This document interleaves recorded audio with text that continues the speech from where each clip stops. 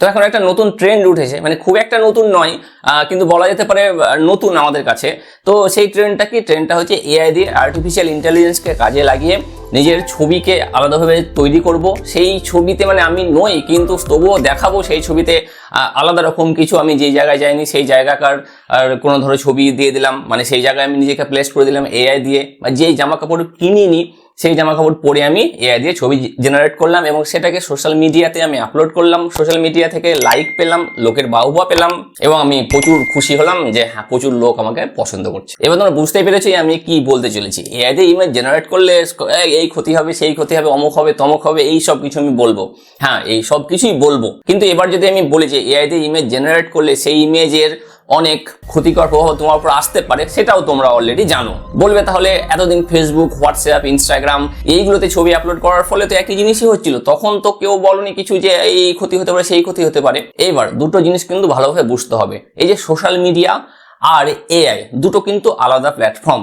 Social media তোমার ছবিগুলোকে directly কোনোভাবে কাজে লাগায় না, মানে কোনোভাবে বিকৃত করে না। বিকৃত করলে যারা করে তারা হলো ফেক কোনো অ্যাকাউন্ট মানে বিকৃত করে, সেটা আলাদা ব্যাপার। কিন্তু সোশ্যাল মিডিয়া কোম্পানিগুলো তোমার ছবিকে কাজে লাগিয়ে কি করে? শুধুমাত্র বিজনেস পারপাসে কাজে লাগায়। তোমার লাইফস্টাইল কি সেরকম ধরনের দেখে তোমাকে অ্যাড দেখাবে, ব্যাস এইটুকু।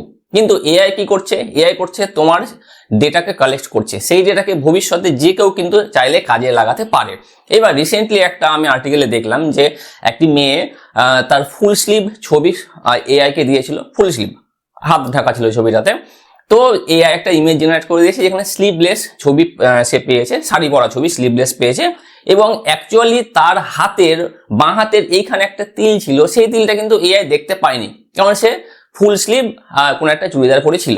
কিন্তু এআই কি করেছে, যেখানে স্লিভলেস ছবিটাকে জেনারেট করেছে সেখানে তিলটাকে দেখা গেছে, অ্যাকচুয়ালি যেই জায়গায় তিলটা ছিল সেখানে দেখা গেছে। তাহলে এটা কিভাবে পসিবল হলো? এআই কাছে তো এক্স-রে ভিশন নেই যে এআই দেখবে যে কোথায় তিল আছে।